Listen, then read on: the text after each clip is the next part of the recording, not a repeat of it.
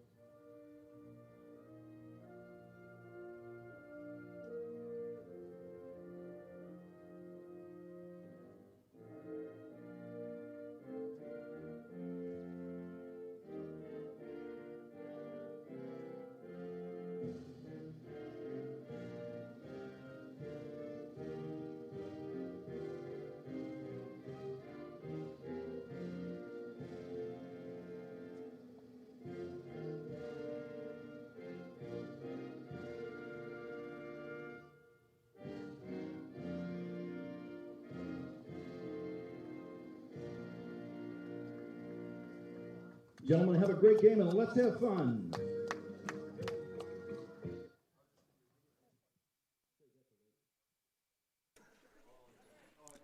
Welcome back into the booth after the national anthem.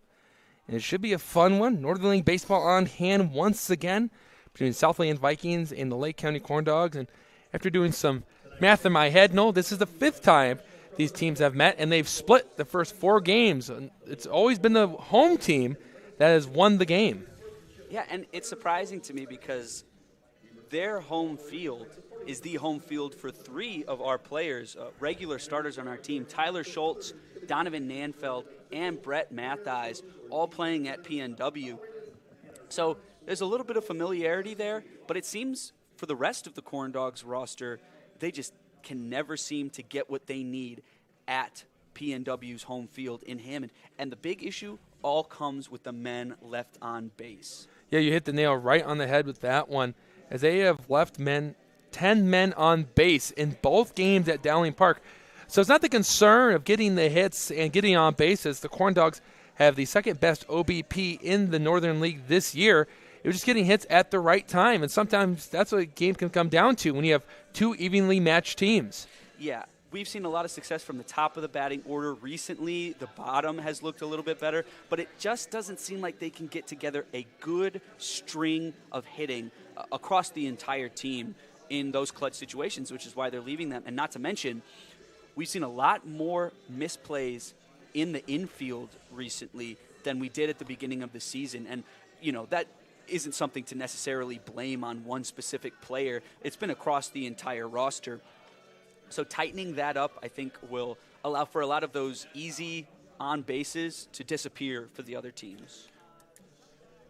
Well, yesterday it was kind of the same story with that when you're talking about the errors in the infield, as the Corndogs committed 3 errors, and all of them came back to bite them in the butt against the Oilmen, who capitalized on the mistakes. But also it was that extremely hairy first inning where the Oilmen only had 1 hit but scored 6 runs on 6 walks. But after that, the Corndogs were able to mount the comeback, and a lot of it came from the 3-run homer from Roman Kuntz into right field. They got the Corndogs started. They tied it numerous times but could not pull out the victory, as the Oilmen walked it off with a bloop single on the infield right in front of Tyler Schultz at shortstop. But the good news is that the hitting looked really good in yesterday's game, and the pitching looked good a few days ago against the Southland Vikings. And all it does is put those two together, and your team's going to take off. And I've already seen the Corndogs take off this year with an 8-game winning streak. Just would like to get them back on track after today's game. Yeah, they have all the confidence in the world out there. You can tell from when you talk to the guys. They all have a lot of faith in themselves and as a team. It just sometimes guys will get into ruts, particularly it comes to the pitching. A lot of the game falls on the shoulders of the pitcher. It's a lot to ask, but even when one guy goes down, there's the next man up mentality for the Corndogs, and they come in and potentially clean up a mess if they need to. It was the bullpen that cleaned up the mess yesterday, got the Corndogs back in. Let's see if they can get a good starter. Here's the pitch, and that's inside, ball 1. And the game starts at 7:01. We just start 1 minute late, but we'll take it, considering that baseball will be played here at Legacy Fields after all the rain we got within the last couple of hours. Here comes Sham from the windup, and another one stays inside, almost gets McKenna. It's 2-0. Not seeing any attacks at the corners yet from Sham. Mostly just inside, but I'm sure he'll resort to that soon. Just trying to find a strike here as we're getting started. Here's the pitch, and that one's down low. McKenna will leave that, and it's now 3-0. Actually, no, they said he went, so it's 2-1. Just happened to look down at my book. Didn't miss that one, but it's 2-1 to McKenna, as he did not check his swing on that pitch that was down in the dirt. Here's Sham, and Sham leaves it up, so the count will move to 3-1 to the Oilman leadoff. The Vikings leadoff hitter tonight. It was a long game last night, so we got the Oilmen on the mind. And Corndogs will turn around, be back in Oil City again tomorrow. But if you're listening to the game or watching it from home, 3-1, Sham fires. Swing and a miss. It's 3-2. I think McKenna thought that was strike 3. He's heading back to his dugout. But no, you get 3 in this game, so he'll go back into the box and have a full count to start off today's ball game. Not only do you get 3 strikes, but you get 3 outs, which is something that was confused in the Southland game the other day a couple times. Here comes the payoff pitch, and that's a curveball inside. Almost clipped McKenna as he tried to at least lean into it, but he realized that was ball 4, so he'll try over the first base. So the leadoff runner gets on to start off today's game. And here comes Anthony Fornero for the Southland Vikings, and last time Sham started a game, it was these walks that hurt him and chased him out of the game early. He's set at the belt. He fires, and that one runs inside. He just can't hit that inside corner. He tries to keep going there, and he almost hit the last couple of batters. 1-0.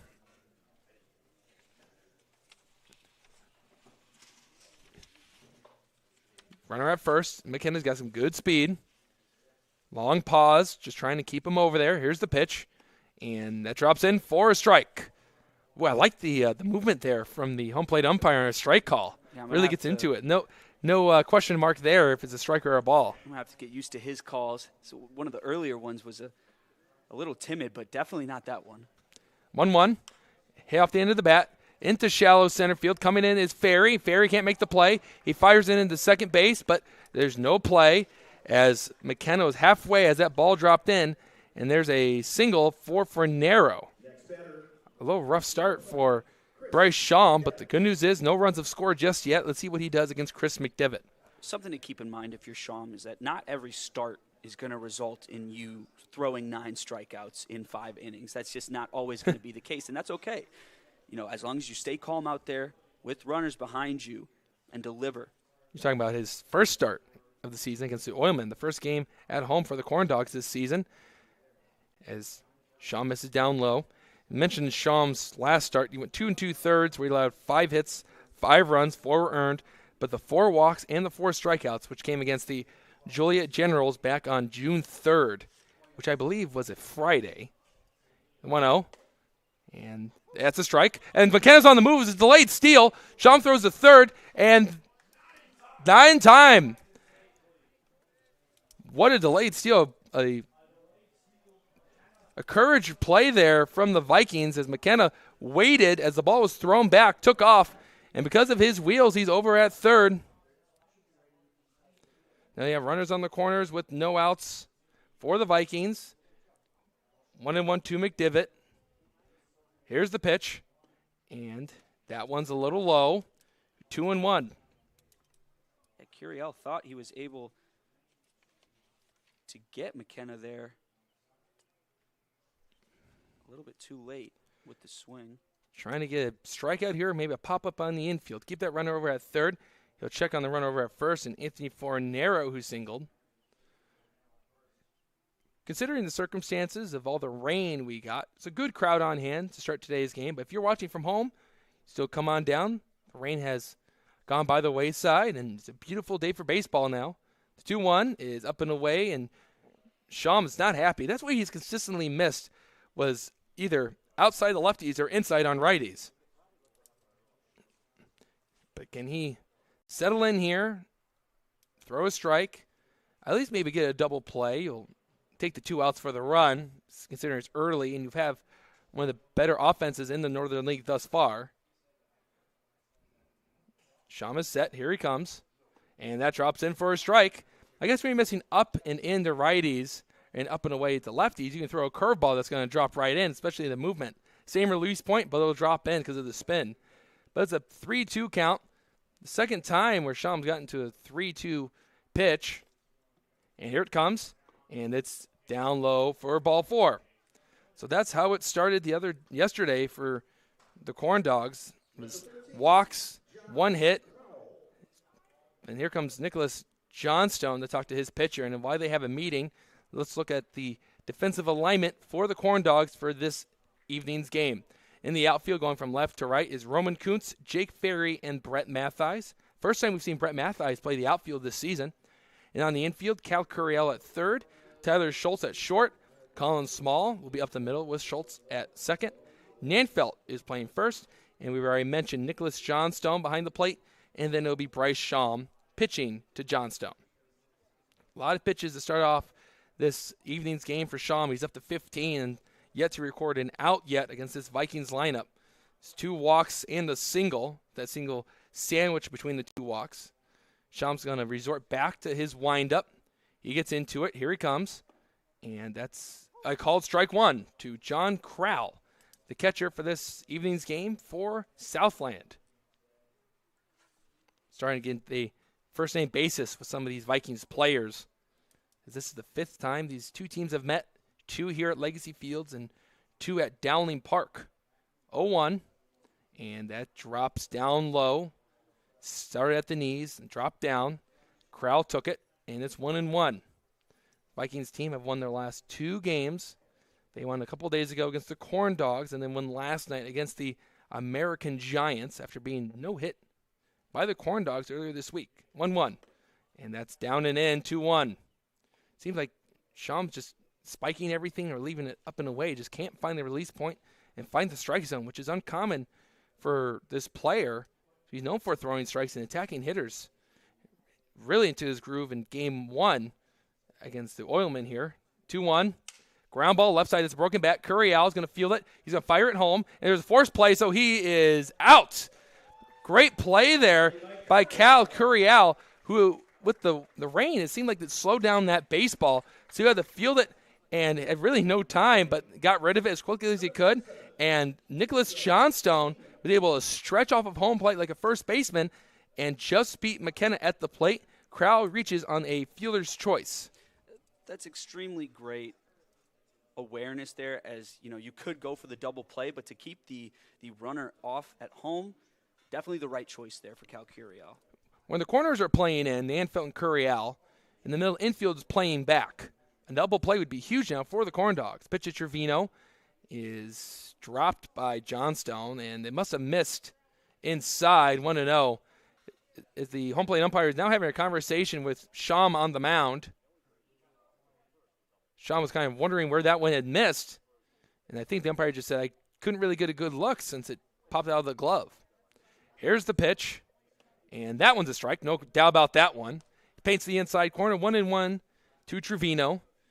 Trevino really likes to open up his stance. Steps way wide. Moving around. That reminds me of Rafael Devers, but right-handed. The third baseman for the Boston Red Sox. The 1-1. And that's in there for a strike. Beautiful front door breaking ball from Sham. And he's 1 strike away from getting his second out. The bases are still full of Vikings at the moment. After a great play from Curiel at the plate, got the first out and prevented the Vikings from getting onto the scoreboard. The 1-2 offering. And the chopper back to Sham. Sham's going to go home. Johnson's going to fire over the first. And it sails down the line. They get past Nanfelt. Mathai is going to field it down the right field line. A run will score. Trevino goes up at the second. They're going to hold up McDivitt over at third. And that's how the Vikings get on the board first in error. And something the Corndogs just had to clean up, because that hurt them yesterday against the Oilmen. So I'll go down as a fielder's choice and then an E2, because there's just no way Nanfelt was going to make that play. And it just looked like a miscommunication there.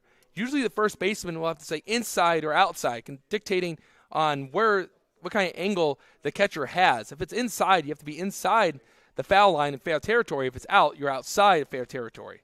Here's the pitch, and that's a strike to Kroll. 0-1. Last time we saw Kroll, we talked about how he's at Lewis University. That's why everything he has is red. Red bat, red helmet, and the red shoes. The 0-1. And it's fouled down the line, nothing in 2. As it goes into that grassy area that's between the east and west field here at Legacy Fields. Sham's ahead, 0-2. See if he can get out of this inning with just 1 run across, which would be good news for the Corndogs. Sham out of the windup. He fires. Strike 3 called, no doubt about it. They get him.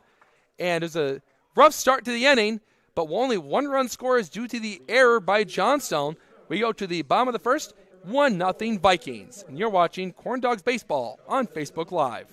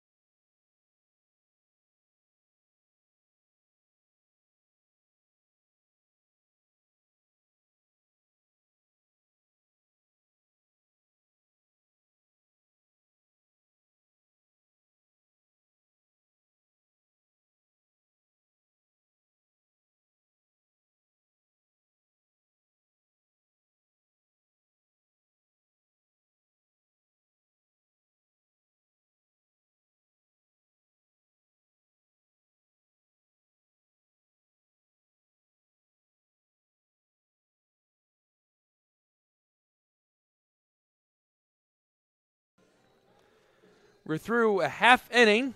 It's the bottom of the first, and the Corndogs are down 1-0 after the errant throw from Johnstone moved everyone up, and because of that, the Southland Vikings struck first, and they lead 1-0 as we head into this bottom of the first. Let's look at the Corndogs starting lineup, which is brought to you by Purdue Federal Credit Union, proud partner of the Corndogs. We'll start off with Cal Curiel playing at third base. 2-3-4, the heart of this order is Brett Mathies, Tyler Schultz, and Roman Kuntz. Jake Ferry's out in center field, batting fifth. Johnstone bats sixth, he's the catcher. Then 7, 8, 9 rounding out the lineup is Carter Sakamoto, he's the DH. Donovan Nanfelt's at first, and then Colin Small will play second and bat ninth. And let's look at the defensive alignment of the Vikings in the outfield. Going from left to right is Nick Fies, Zach McKenna, and Max Everett. And on the infield, Nick Knowles, Anthony Fornero, Chris McDivitt, Julio Trevino at first, John Krause behind the plate, and Zach Zabrowski will be pitching for the Southland Vikings today. He's made 2 appearances on the year. None of them have been starts. And he has an 11.57 ERA where he's pitched 4 2/3 innings, struck out 2, walked 6, and allowed 5 hits. His last start was against the Panthers where he only lasted 3 2/3 innings. Curiel bunts this one straight back as you see our camera take a good shake. It's actually being covered by a garbage bag and some duct tape at the moment as we had to get a little creative because of the rain. And we're lucky that the camera's still operating. But Zabrowski throws in a strike to start off his day. Now Trevino's playing in from first. Here's the pitch. And it's back up the middle for a base knock. It's a great start for Cal Curiel, who has really turned a corner here with him now being the leadoff hitter today due to some circumstances. And he delivers here for the Corndogs. He's become a pretty consistent at-bat when he was known for his clutch hitting for the Corndogs. And that was a great approach because Curiel went right back up the middle. And the last time he played the Vikings, he picked up 2 hits and was in good consideration for the Macron player of the game, but eventually went to Gavin Terry because he scored 2 of the 3 runs in that game. Mathies now up. Here's the pitch, and it drops in for a strike. A slow hook from the left-hander Zabrowski, 0-1. Call that a lefty-on-lefty crime. Both these teams and teams across the league are playing a lot of games in this stretch here in June. So we're seeing some arms starting for teams that haven't before. That one's in the dirt. Curiel got a good jump. The throw from Crowell is not in time. Curiel, watch that ball hit the dirt, and he was immediately taken off towards second base, almost expecting another breaking ball to come from Zabrowski. Counts 1-1 with their runner in scoring position. We mentioned about Curiel swinging the hot bat lately. In this week alone, he's played in 4 games, 8 games. Yeah, 4 games this week. He's went 4 for his last 13. Mathies fouls this one off to the left, 1-2. So that's a 375 OBP, but a nice 308 batting average, which would place him third best behind Jacob Ferry and Gavin Terry. And Terry's not here tonight. Hopefully the Corndogs won't miss his bat because he has the best batting average in the league right now, and he leads in stolen bases, and he's pretty good in center field. Yeah, it's hard to not miss Gavin Terry. It is a hit down the line and foul, as it looked like a changeup from Zabrowski. They tried to go inside on Mathies. Mathies turned on it, pulled it down the line, and we'll see another pitch. No, how did you spend your off day since you didn't get to make the trip up to Whiting? That's a great question, Andrew. Whenever you ask me that, I always have such a hard time remembering what I did in the previous day. Counts 1-2. Long pause with Curiel at second. Here's the pitch. And it's hit hard to the right side, fielded by McDivitt, who will flip it over to Trevino covering the bag. But it serves as really a bunt as Curiel trots up the third base. He's 90 feet away from tying this game early. But what I actually did yesterday, I went to the gym and did my best Steph Curry impression as I could not miss from 3 in some pickup basketball. Did you work on your triceps or just went to go play basketball yesterday? Just went to play basketball. Okay. So you really just hit the hardwood, not the gym. That's true. Yes, I only spent my time not in the weight room. Here comes the pitch to Schultz, who watches it drop in for a strike. Zabrowski really likes to go to that slow curveball. Feels like he's working backwards every time, which, I mean, first pitch curveball and then go back to a fastball. These Corndogs might want to sit back on the curveball first pitch and start driving it somewhere. 0-1 to Schultz, and that one's just out. Once again, it's a slow curveball from Zabrowski. Well, these hitters so far are definitely seeing that curveball. We saw Mathies make contact with one earlier, and they're watching it come all the way down. Sooner or later, someone is going to get a good piece of it and send that one way back. The 1-1, and it's clobbered in the center field. McKenna going back. He's going to the track. He looks up and drops down. It hits the wall, and here comes Carriel to score. It's an RBI double from Tyler Schultz on a ball that went about 385 feet. And the Corndogs are on the board, 1-1. Well, Schultz definitely did send that one back pretty far, but it was not off of the slow curve as I anticipated. Yeah, it looked like it was the fastball there, and Schultz was sitting on it, and he got it, and he sent that ball a long way. That might be the furthest baseball we've seen hit this season. Yeah, I mean, we've got a deep field here at Legacy Field, and that one made contact with the wall just a little bit more. That might have been gone, and honestly, off the bat, it didn't really look like that. There's not much of a win to talk about either. Here's pitch to Roman Kuntz, who in and outs this baseball into foul territory to the left side, nothing in one. But Schultz has shown some great power. He did hit 2 doubles at this field against the Oilmen, and I believe one of them was off the wall, and you were calling it. Thought maybe that was going to be the first home run in Corndog history, but it took a little bit. But the man at the plate hit it yesterday in Roman Kuntz. The 0-1, and he hits this one down the left field line again. Out of play to the grassy berm, little hill over there, nothing in 2. Pretty sure that's the same hill Walter Payton would run up and down to train for the season for the Bears. That exact one? Exact one. Maybe even Jerry Rice. We're not sure. It might be a historical hill down the left field line. Still 0-2 to Kuntz. He chokes up on the bat in this lefty-on-lefty matchup. Here comes Zabrowski, and it's a curveball that stays up. 1-2. And this was a lineup yesterday that was stacked at the top of the order. They had 11 hits. 8 of them were from the top 4 hitters. As the top 4 hitters had a multi-hit game in Scott Hansen, Gavin Terry, Tyler Schultz, and Roman Kuntz. Kuntz was yesterday's Macron player of the game because of his home run, of course. Here comes the 1-2, and that's down in the dirt. Schultz got a good read. Didn't take off for third as Crowell kept it in front of him. 2 balls, 2 strikes, 1 out. Runner on second. 1-run ball game. As the Vikings scored 1 run from a error from the Corndogs, but Tyler Schultz's double drove in Curiel. That's the second hit of the inning. See if Kuntz can get the third one. And that's out. After falling behind in the count, 0-2. It's now a full count, 3-2. As Zabrowski's 1 pitch away from possibly losing Roman Kuntz here. Yeah, not only is Kuntz a great power hitter, but we've seen a lot of disciplined at-bats from him this season too. Payoff pitch. And Kuntz hits this one high in the infield. Zabrowski comes off the mound, and he will make the play just in front of Knowles, the third baseman, as Kuntz just missed that one, just got right underneath it, and he's out for out number 2. And Jake Ferry, his teammate at Morehead State, will now come up as they have a brief conversation at the mound, maybe a little scouting report on Zabrowski. But now this is going to set up a big 2-out situation with a runner on second. And this is what we talked about in the pregame show. The Corndogs' ability to hit with runners in scoring position did not show up in this last game against Southland out at Dowling Park. Zabrowski, here he comes. And Ferry watches that one dip below the knees. 1-0. Busy day for the Northern League today. Every team will be playing a game. The Panthers are in Chicago taking on the Giants. They started at the same time we did. Then the Joliet Generals and the Oilmen, 1-0. And that's up high, 2-0.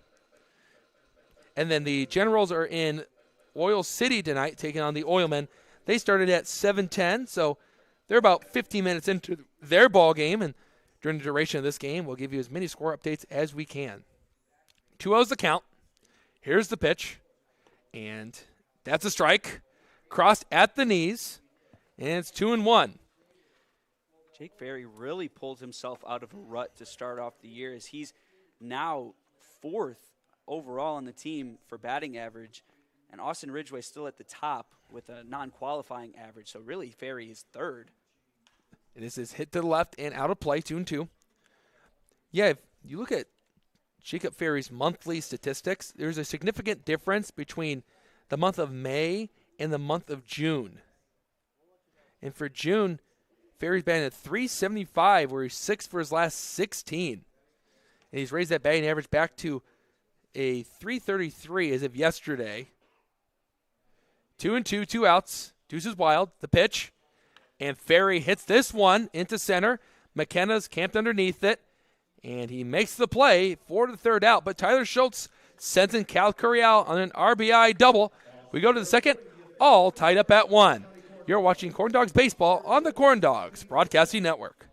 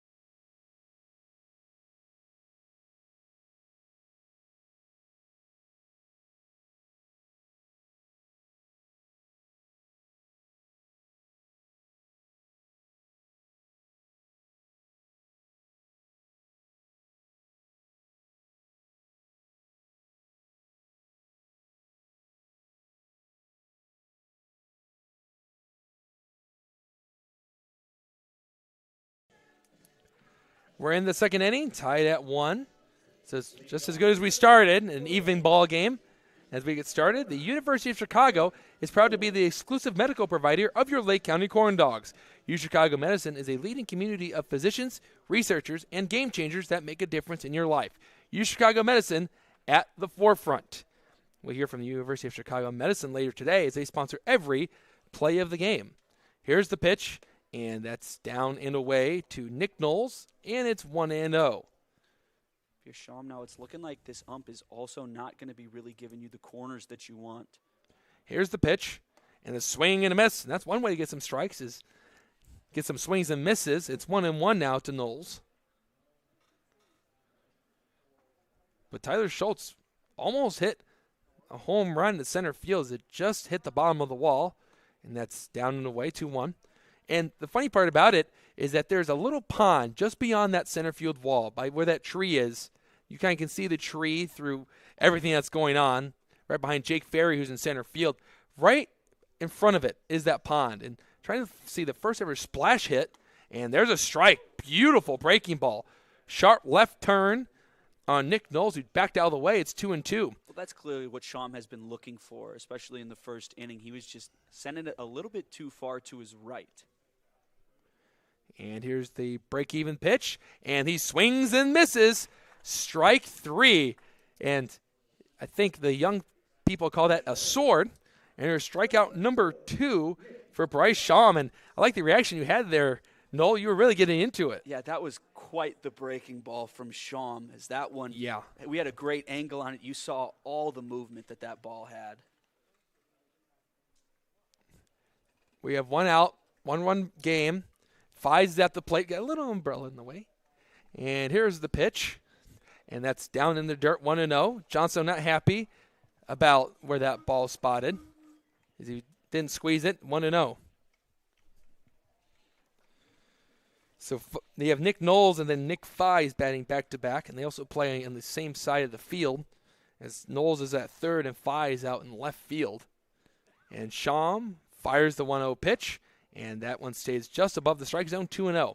But I was saying, I'd like to see the first person hit a splash home run. I've never quite seen it, and I've called many games here, but no one's been able to clear that fence and do a little San Francisco Giants impression as they have the Babe be on the right field wall in McCovey Cove. 2-0 pitch, drops in for a strike. That is a nasty, it looks like it could be a slider because of the sharp cut it has. And it's 2-1. Whenever he needs it, he goes back to it, and he gets strikes. But it's going to be fastball command for Sham. 2-1, and this is a fastball that misses up and outside the strike zone, and it's 3-1. Andrew, do you think we have any canoes or kayaks out there in the pond waiting for those home run balls? I would love to see one out there.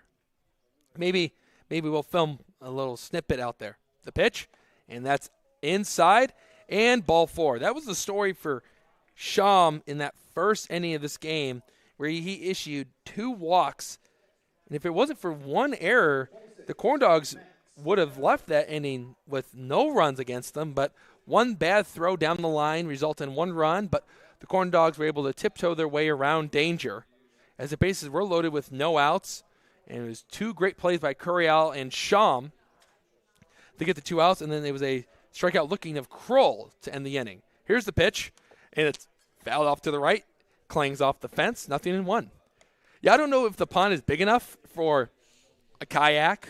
I don't know if you're asking me if we want to go kayaking. If we do, may just have to have one person kayak. So we go in a circle time and time again. Kind of like we're at the Indy 500. That's down low, 1-0. Oh, actually, 1-1. There was a foul ball to start off this at-bat against Max Everett, who was the pitcher on record when the Corndogs got their first walk-off win. I believe that was on Sunday. It seems so long ago. That was an exciting game. Here's the pitch, and that's a slider that's outside and low, 2-1. You ever heard the joke, what direction does a one-legged duck swim? Circles. In circles, yeah. I'm glad you heard that one. It means your dad told you some good jokes as you were growing up. The 2-1, and did Everett go? They're going to check, and he did. It seems like as Everett was trying to hold up his swing and bail out at the same time, and because of it, the bat crossed the strike zone. It's Andrew Lowy out at second base. He's going to be the base umpire for this game. It's 2-2. Top of the order on deck, and Zach McKenna, who walked and was thrown at home on the 5-2 putout. And the break-even pitch, and that's a little low, 3-2. And the home plate umpire calling balls and strikes is Kevin Dado. I'm not used to him going across his body. I've been on behind the mic when he's umpiring. I've been on the field when he's umpiring. Usually he's just straight up in the air with a fist, but this time he's cutting across. It's a payoff pitch. Will the runner move? He will not. And the pitch. And just inside. Wow. That's ball 4. And that's the second walk of this inning for Bryce Sham, and his 4th walk through 1 1/3. Not the day that Sham's been looking for. Sham, the former Munster Mustang, gets his sign from Johnstone, who's behind the plate. He's set, and here he comes. And McKenna takes a big cut, comes up empty, 0-1. Well, I don't have to look at the roster to tell you what school Zach McKenna's from, as it is labeled across his helmet. MSJ, which is Mount St. Joseph, down in Kentucky, part of the HCAC, a D3 school. They are the Mount St. Joseph Lions. Counts 0-1. Here's the pitch. That's in the dirt, blocked by Johnstone, 1-1. I'm honestly very surprised that you knew that off the top of your head. Well, I did help that I attended one of the rival schools, Manchester University, for 3 years. They play Mount St. Joseph every year in every sport before transferring to Butler, the 1-1. And that's down and in, 2-1. And Sean just not happy. You saw the body language there that he kind of dipped down and kind of shrugged his shoulders and let his arms hang down and then regained himself like he got hit with a shot of adrenaline. It's 2-1. Can he settle back in and throw some strikes? He's already walked 2 guys back-to-back. Here's the pitch, and he gets a swing and a miss, 2-2. Now with the rain coming down on the field, things are getting a little bit more slippery, so you're not really able to be as crafty as you might want to there on the mound. Might have to rely a little bit more on your fastball placement now. Yeah, I didn't even realize that it was raining. Good call on that one. We're protected up here in the booth, luckily, for today's game. 2-2, and that's in. It almost got McKenna, and it's 3-2. When Schaum does throw it across the strike zone, there's not too many hitters that can hit him. But you can't defend walks. That's obviously a good rule of thumb for pitchers. You have to throw it across the zone here or potentially load up the bases. 3-2, and ball 4. Up and away to McKenna. That's 3 straight walks, and the bases are loaded once again. You know, I was going to say when at the start of this inning that with your team able to come up with the run there in the bottom of the first, you kind of have to look at it as a 0-0 ball game if you're a pitcher. You know, you made those mistakes in the first, but your team was able to make up for it. So come into this with a fresh view. Whatever happened, happened. But now we're a similar situation to what was going on in the top of the first with bases loaded all off walks. Well, now McKenna has thrown 49 pitches through an inning and a third, and Justin Heisman's going to talk to his right-hander as Schaum will now tie his shoe as this meeting is going on. And if you're Justin Heisman, what are you telling your right-hander right now? Well, I'm going up to him and I'm saying, look, what you're trying to do out here with, you know, your breaking balls, trying to hit the corners, it's just not working. This ump is not giving you the calls that you want, so you're going to have to take a different approach. Well, now Fornero's going to come up, and he's the only Viking to have a hit thus far. It was a shot off the end of the bat that feathered its way in the center field in front of Jake Ferry, who came crashing in but couldn't make the play. And Fornero was then cut down at home on a 1-2 putout before the error that allowed Chris McDivitt to score. McDivitt's on deck right now. Bases loaded. This is the second time the Vikings have been able to load up the bases in consecutive innings. As Schaum goes into his windup, here's the pitch, and that one's just below the knees, 1-0. Just seems as though that Schaum cannot find that release point. And when he does, he's getting these swings and misses. But then after that, it just seems as though the strike zone shrinks down to the size of a teacup. For the right-hander, he fires. And another one, that's down low. It's 2-0. And this was the story last time Schaum pitched against the Vikings. Or actually, it was against the Generals. Couldn't find the strike zone. And I mean, he's a really good right-hander. He's got a good stuff. But if you're not throwing strikes, they're kind of pointless at that point. The 2-0. And that's fouled straight back. A good swing. You see how hard that ball came off the bat at home as it seemed like the baseball was coming right into your kitchen. It's 2-1. Or wherever you may be watching this ball game from. 2-1 now. People here at the ballpark got their umbrellas going. Got a red and white one in front of us. The 2-1. And it's fouled off to the right, so there it is. It's 2-2, so Schaum settles back in, fires a couple of strikes, but can he get that third and final strike and make it 2 outs with the bases loaded instead of 1 out? Well, the past 2 walks have come off of full counts. That's true. So, you know, he's getting his strikes. It's just he's getting more balls. 2-2, 1 out, bases loaded. Here comes Schaum. Ground ball left side and just wide of the bag as it kicked past Nick Fies over at third base. Curriell gave it a good look. Count will remain 2-2 as Schaum went back to the curveball there. Got a rollover from Fornero, but couldn't keep it in play as Jaden Deal, just last night's catcher, is giving the baseballs to Kevin Dado. And we're looking to the bullpen of the Corndogs. Looks like Jake Thomas is warming up, as his pitch count has gotten extremely high for an inning and a third for Schaum. He's up to 54, and 55 will be coming up momentarily against Fornero, who steps back in. And here's the 2-2. And that's down low. Wow. Good pitch. Just sunk down low below the knees. It was across the plate, but just not in the strike zone, and that's going to lead to a big payoff pitch. Schaum takes a deep breath on the mound with the high blue socks and the red cleats. Former Munster Mustang. Going to have to blow one past the hitter here. Here's the pitch, and it's fouled off. And when you're throwing as many balls to start off today's game, and I don't want to say he's been wild, just hasn't been more consistent in the strike zone as he would want to be. All you have to do as a Vikings hitter is really just foul off the pitches and hope that one misses eventually. And obviously we've only seen one hit off of Schaum here, but it doesn't really look like he's creating any sort of weak contact. Payoff pitch one more time, and it's off the bat and off the mask of Johnstone. Data will now buy some time for his companion at home plate. And those will bring a baseball up to Schaum, check on them as the field is soggy from after all the rain.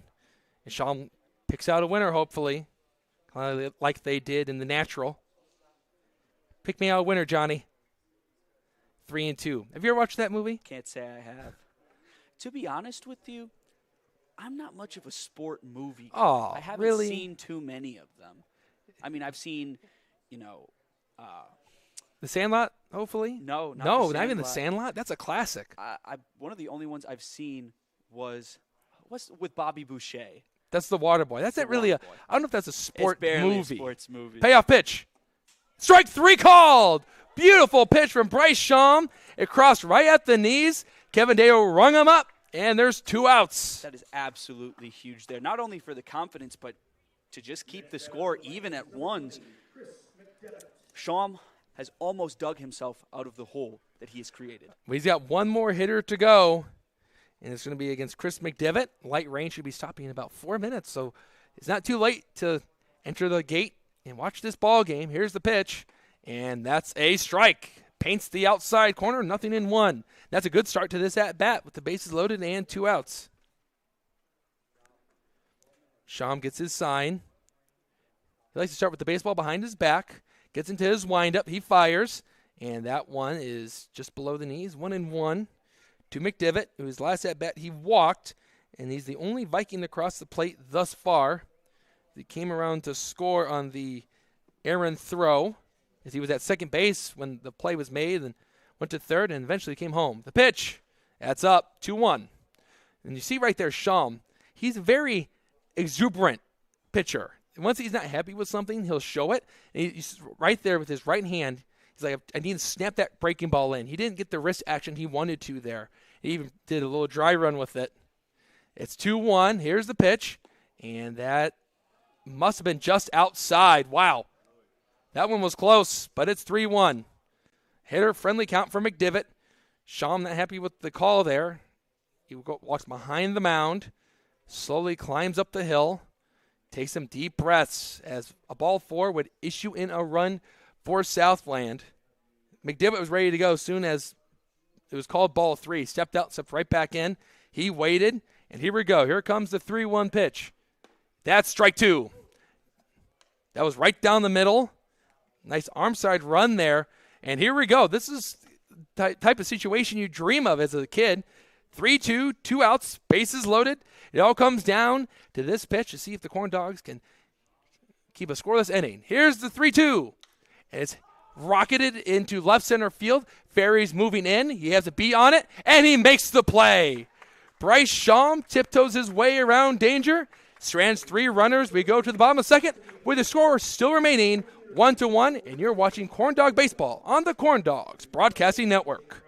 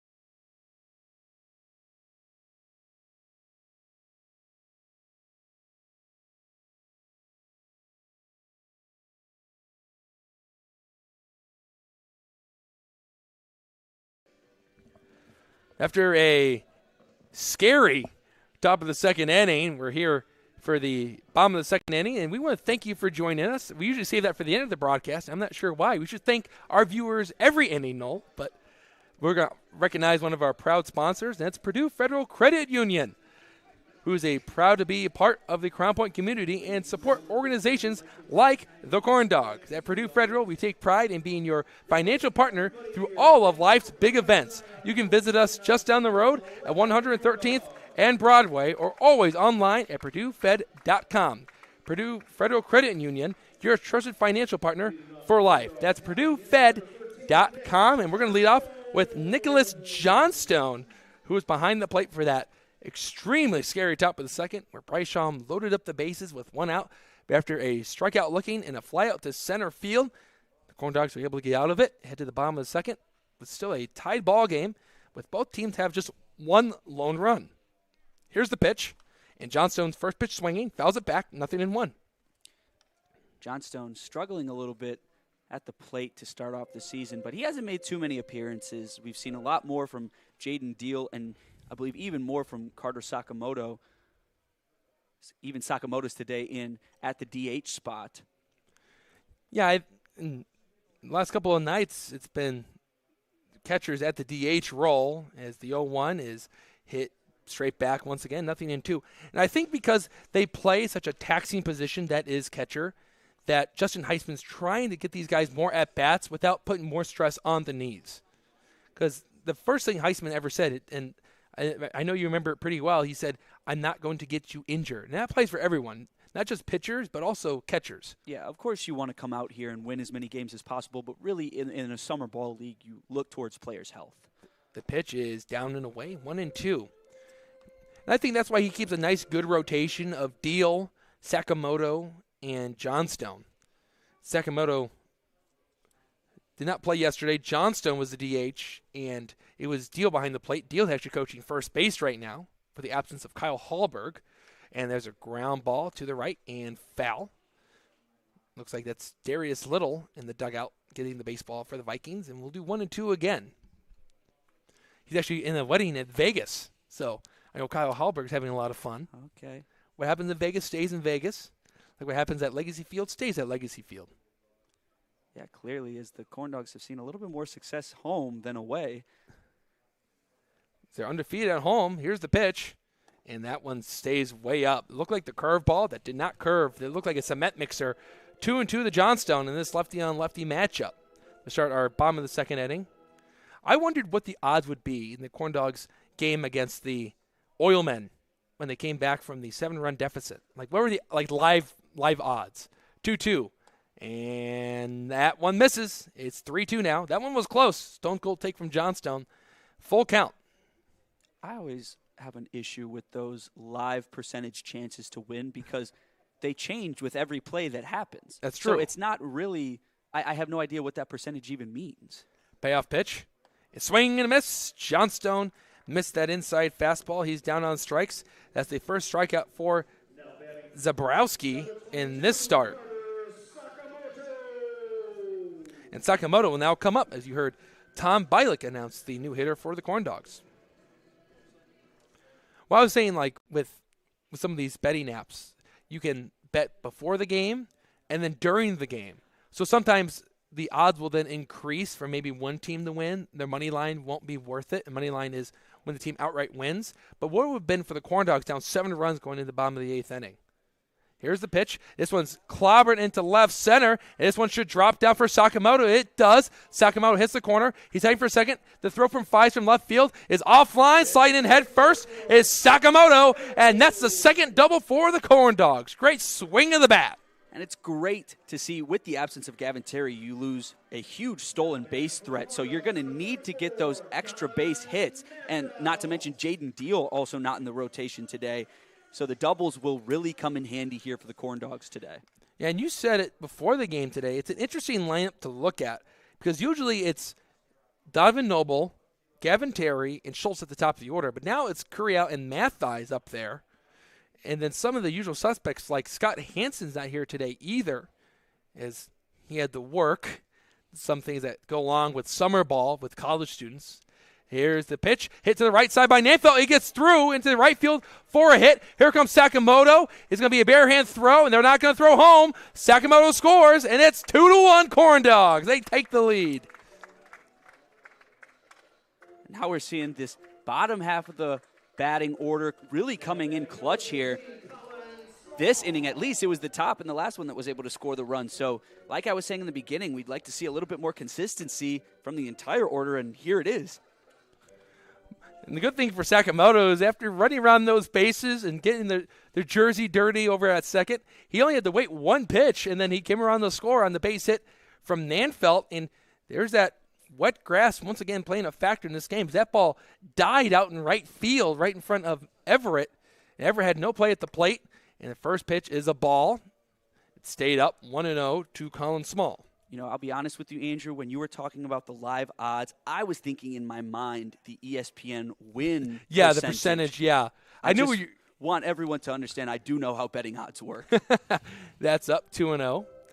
Yeah, I knew what you were saying because there's a stat that some stat websites use where it's how many times do you come up in big situations and how do you change those percentages? And there are people that are a lot smarter than me that know how that works out. Small swings, lift it to the right side. Everett has to go a long way. McDivitt going out. He makes the play, and there's nobody at first base. So Nanfeld was allowed to get off first base a little bit more as Trevino tried to see if he could track that one down in that little Bermuda Triangle out in right center field.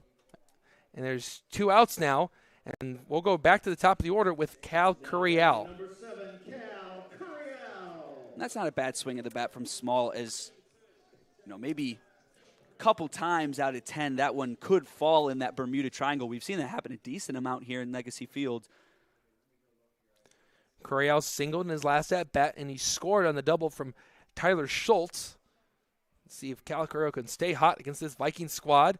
And there's that slow curveball in for a strike. And Zabrowski is starting to remind me a lot of another major leaguer that primarily goes to a curveball from the left side, and that's Rich Hill of the Boston Red Sox. And I say it with a question mark because he's played for so many teams in his career.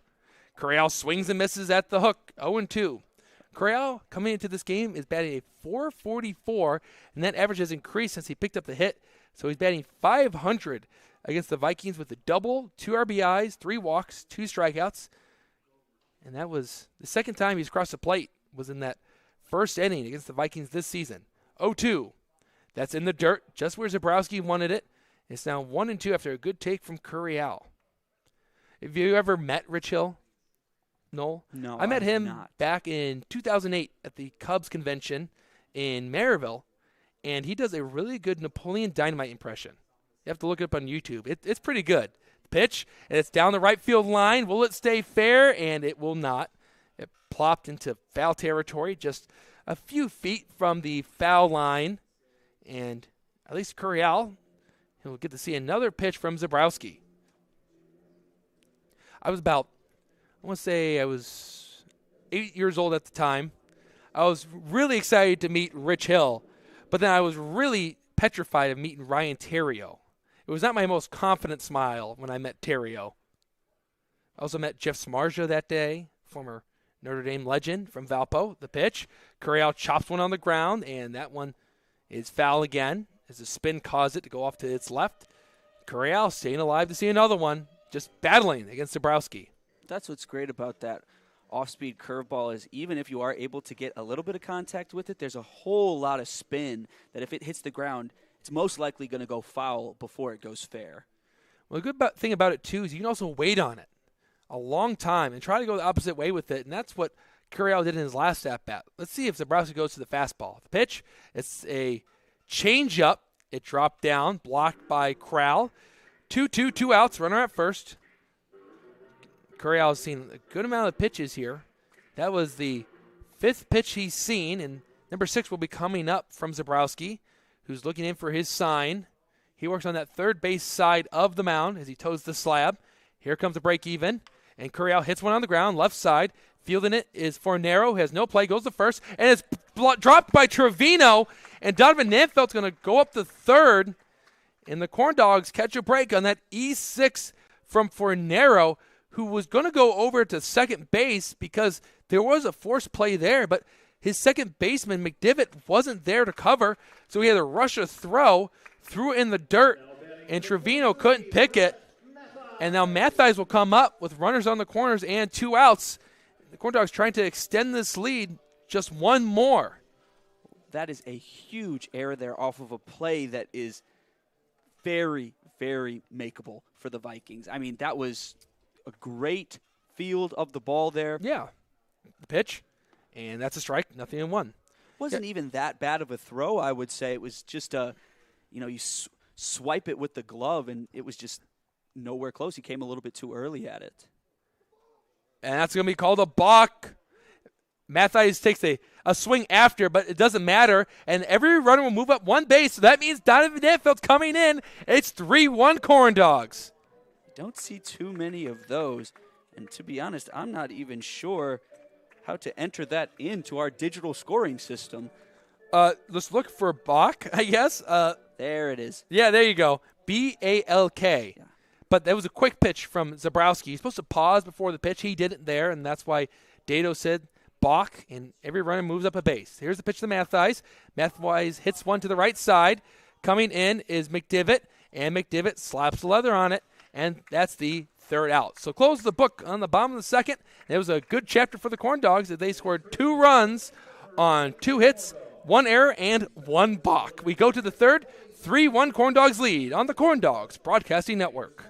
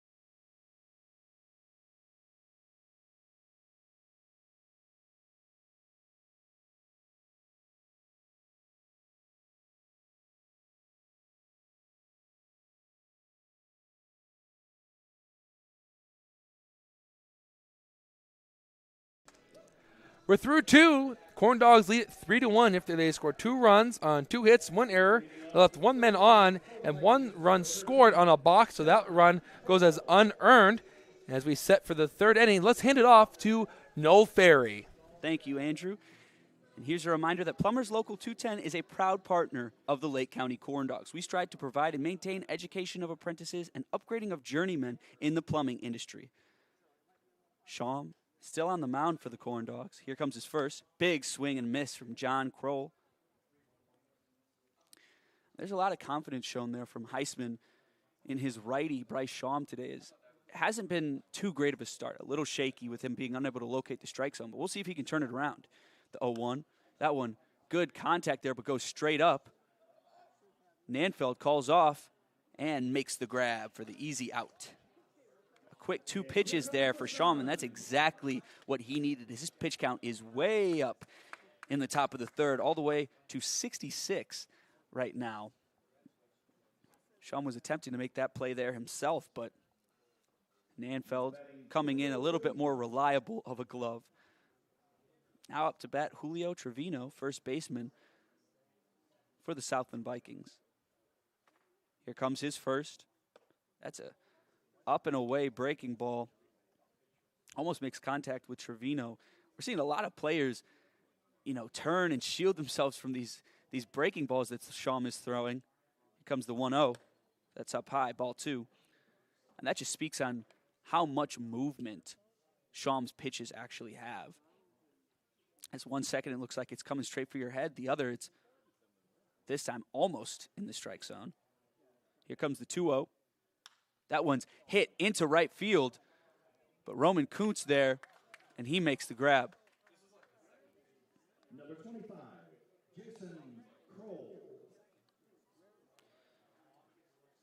Another quick out for Bryce Shawm, exactly what the doctor ordered. As Jason Kroll, DH, comes up, it's good to know you have a good infield and outfield behind you to take care of business when you need, and that's exactly what happened with bases loaded on the previous inning. So that one's fouled straight back by Kroll.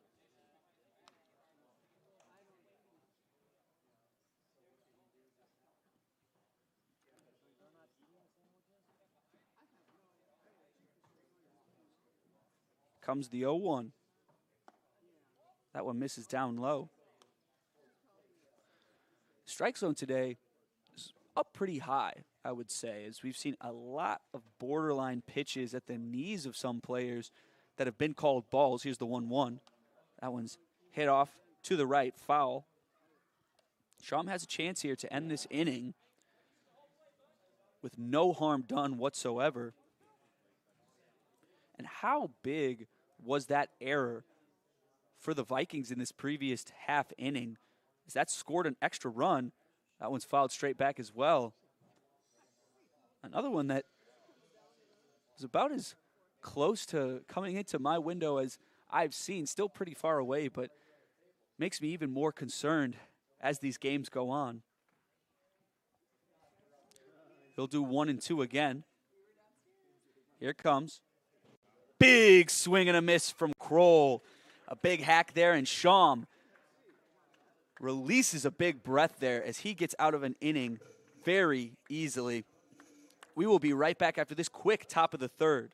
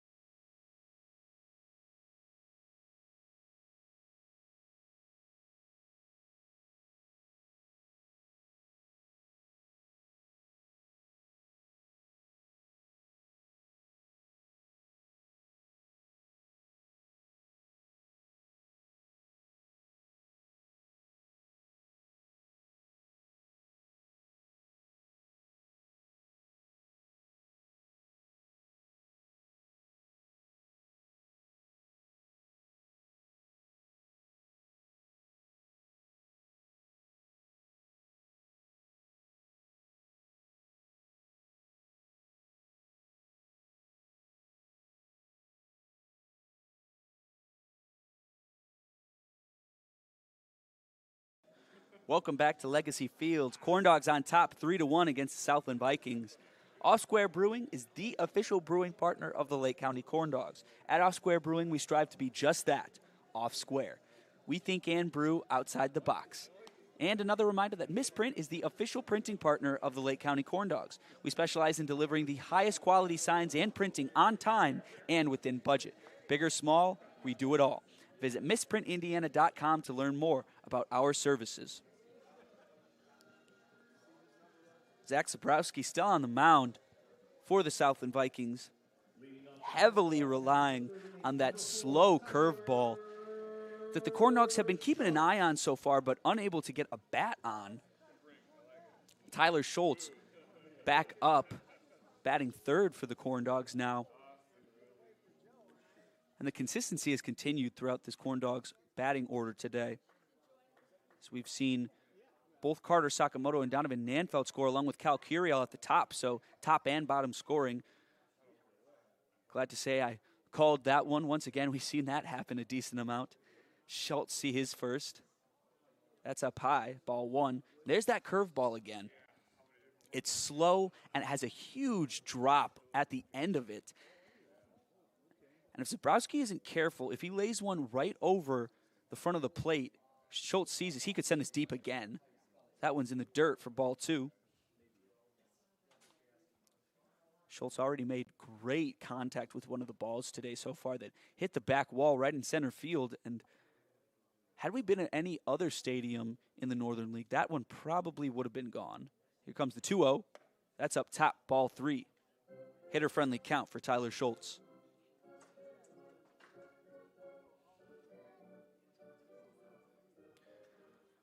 But like I was saying earlier, that error by the Vikings was huge as it allowed for another run to score on that balk That one catches left side of the strike zone. 3-1 now. Schultz, that one was ball 4. That was our first balk that we saw. Turned out to be pretty costly. Here comes the 3-1. That's up top. Schultz reaches on a walk.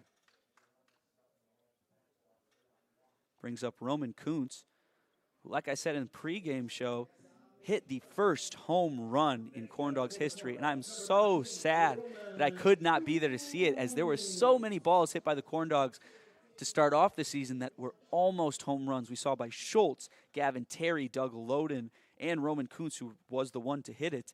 And, of course, the one game that I missed, he hit it. There's one hit into the gap by Roman Kuntz. Advances Schultz to second, and Kuntz gets a single.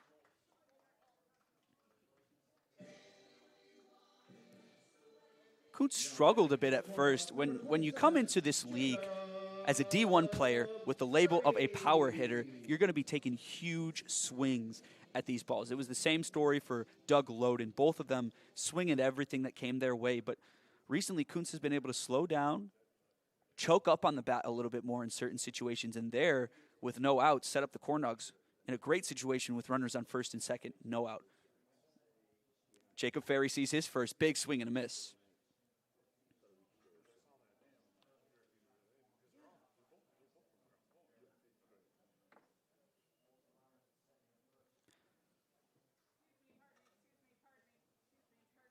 Ferry has been playing great recently. He's against the Vikings. He's batting .300. He sees his second. That's down too low in the dirt. 1 ball, 1 strike. Ferry batting .323 on the year. But in the last 7 days, 400. So he's picked it up in a time when the Corndogs have needed it, as the wins aren't coming as easy as they once did. Runners on first and second, 1-1. Here it comes. That one misses just to the right for ball 2. For some reason, but it's back now. It goes as a single for Ferry. It's a single for Ferry.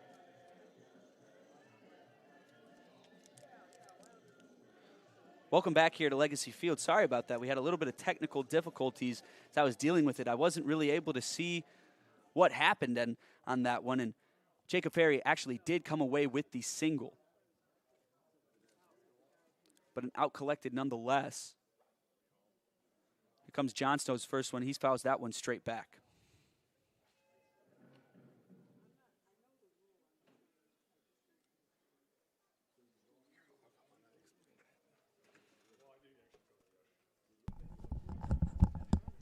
Yeah, what happened there, Noel, is that the ball hit Sakamoto at first. So it goes down as interference on the runner, but Ferry will still come away with the single, but Sakamoto's out, and Schultz returns to second base.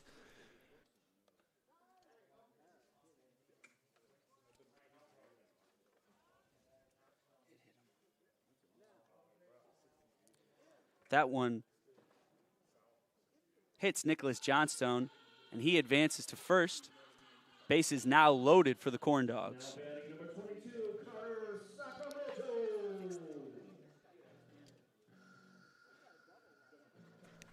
And as Noel messes around with the electronic scoring, sometimes it can be a little complicated.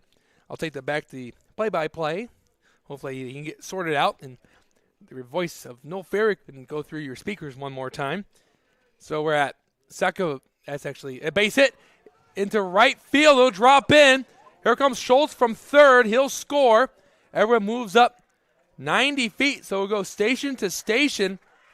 A good swing in the bat of Sakamoto to drive in the run. And I was wrong. It wasn't Sakamoto that got hit. It was Roman Kuntz at first base. I know it was a Moorhead State guy, and I got him flipped around. But here you go. Here's Noel Ferry one more time. Yeah, and that one's pretty lucky by Sakamoto. That was just out of reach of first baseman Julio Trevino. He was fully extending for that play. That'll score another one for the Corndogs. There's only one out here for Donovan Nanfeld, who's 1 for 1 on the day. Had a great swing of the bat earlier.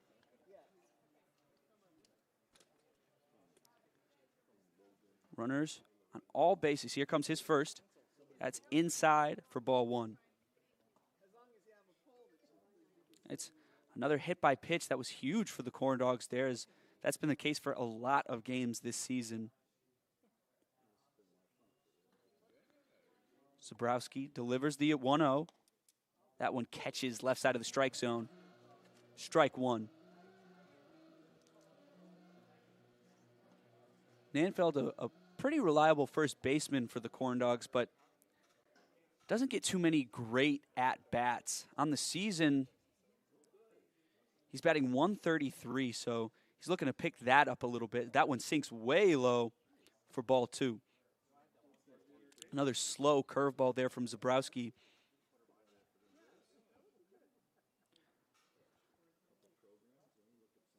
It's really amazing to see how high he really throws that ball and how much it can sink down, as we saw the full extent of it there.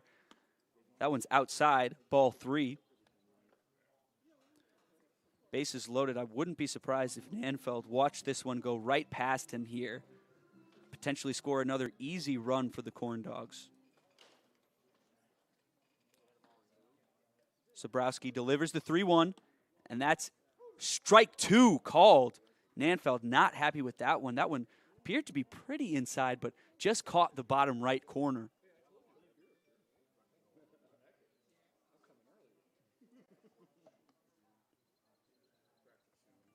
Full count, huge pitch for Zabrowski here. Here it comes. That one's hit into the gap by Donovan Nanfeld. That'll score Jacob Ferry. Here comes Austin Ridgway, and he will score at home. Nanfeld holds up at first, and Carter Sakamoto safe at third. 2 runs score for the Corndogs.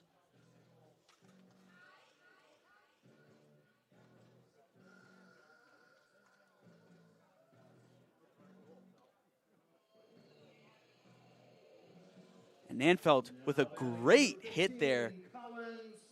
If it hadn't been for the wet grass, that one meant more. Maybe even could have gone for a double if we had a really speedy player on that one. Speaking of speedy players, here's Colin Small.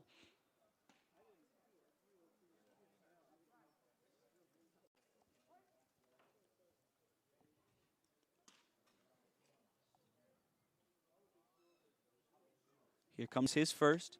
That one's up high for ball one. 6-1 now the score.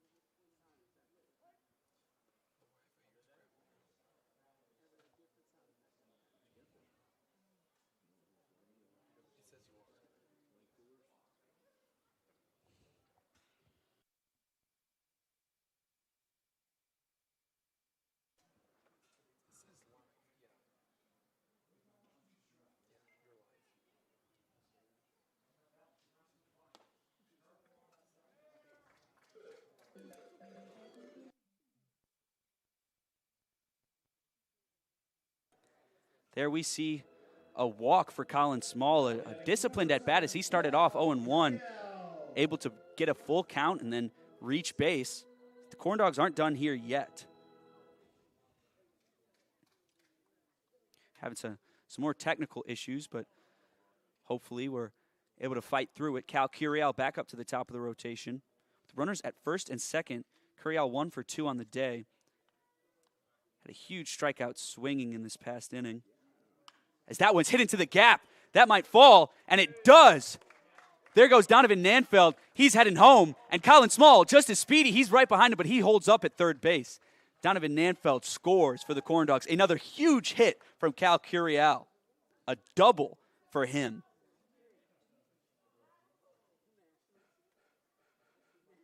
Already 8-1 here in the bottom of the third inning.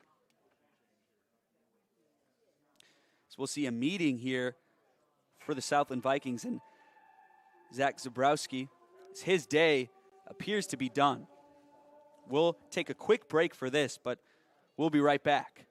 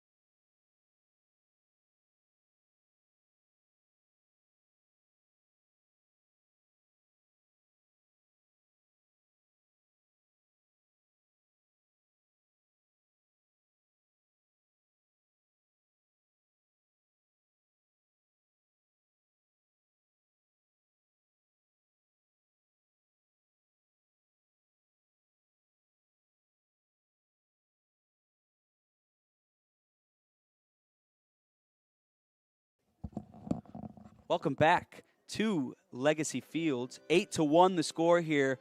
Corndogs on top. And this pitching change is brought to you by IBEW Local 697, proud partner of the Lake County Corndogs. We see number 2, Sean Moore, take the mound for the Southland Vikings. Still only one out here in the bottom of the third, and they're looking to get out of this one. As Brett Mattheis takes a strike. Runners on second and third. This definitely has not been a passive game for the Corndogs. We've seen a lot of hits from them today. The 0-1 is down and inside for ball 1. Cal Curiel and Colin Small up. It was funny to watch. Colin Small was keeping up with Donovan Nanfeld as they were running around to home. Almost thought about running in with him. There's one swung straight to Moore, and he's going to try to chase out Colin Small at third and gets him. But that was close for Moore as he decided not to go for the play at first, instead trying to stop Colin Small from scoring, and he was able to do so, keeping Cal Curiel at first and Brett Mattheis at first, Cal Curiel at second.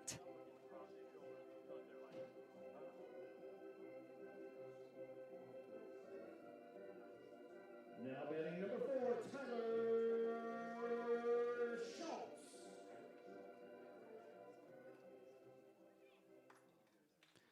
Tyler Schultz up to bat now for the Corndogs.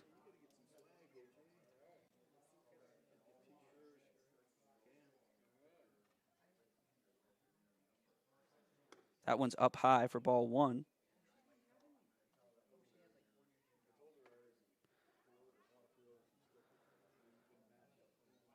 Back up to the top of the rotation. We've seen all 3 top hitters for the Corndogs reach. Here's the 1-0, and that one's hit with a lot of power by Schultz, but straight up into the air as they run it out.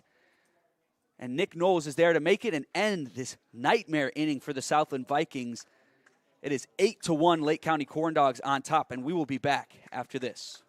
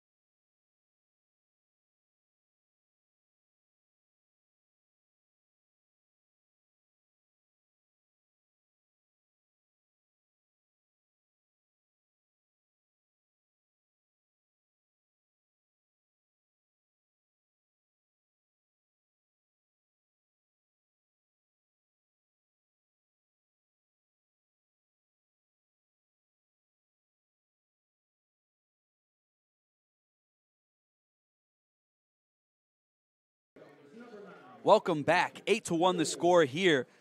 Lake County Corndogs on top of the Southland Vikings. And Macron is the official jersey partner of the Lake County Corndogs. Work hard, play harder. The Corndogs sure are playing hard here today. After a shaky start from Bryce Schaum, his batters were able to come up clutch for him and give him a good cushion. He delivers his first here to Nick Knowles. That's inside for ball one. Here comes the 1-0. Checked swing there, but that's strike one called.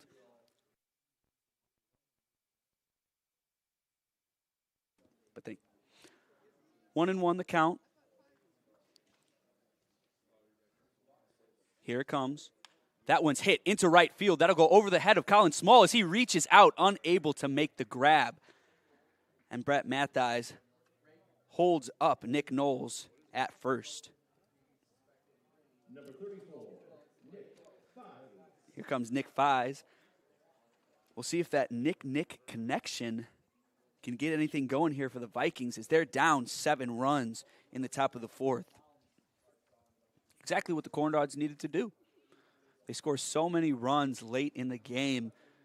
They're playing calm baseball now, at least a little bit more calm than what they usually do. First one to Fies is down and out.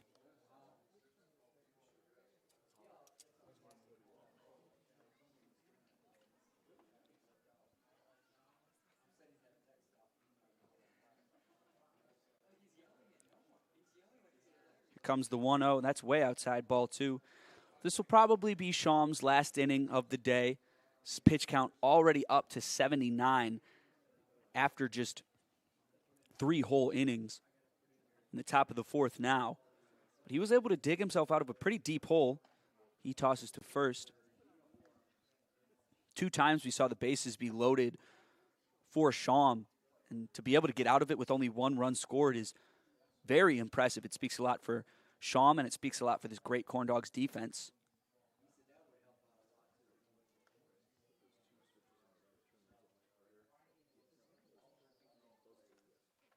It's a much-needed confidence boost for the Corndogs today with these 8 runs, especially with a lot of them coming from hits after they were able to string a lot of singles together. The 2-0's up too high, 3-0. So many times we see the 13-0 game against the Vikings earlier in the week. They scored a lot of runs, but about 8 walks in one of the innings. Here comes the 3-0. That's right down the middle for strike one.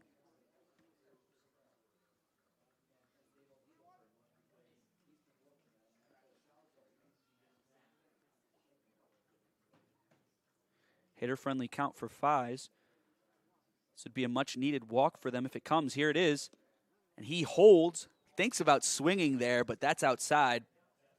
Ball 4. There's runners on first and second.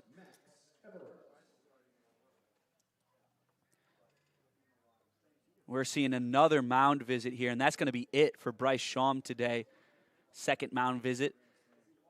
It was a bit of a shaky day, but overall, coming off with only 1 run scored, given the circumstances, it's a success for Schaum on the mound today, I would say, especially compared to his co-pitcher Zach Zabrowski today for the Southland Vikings, who, saw 8 runs cross the plate.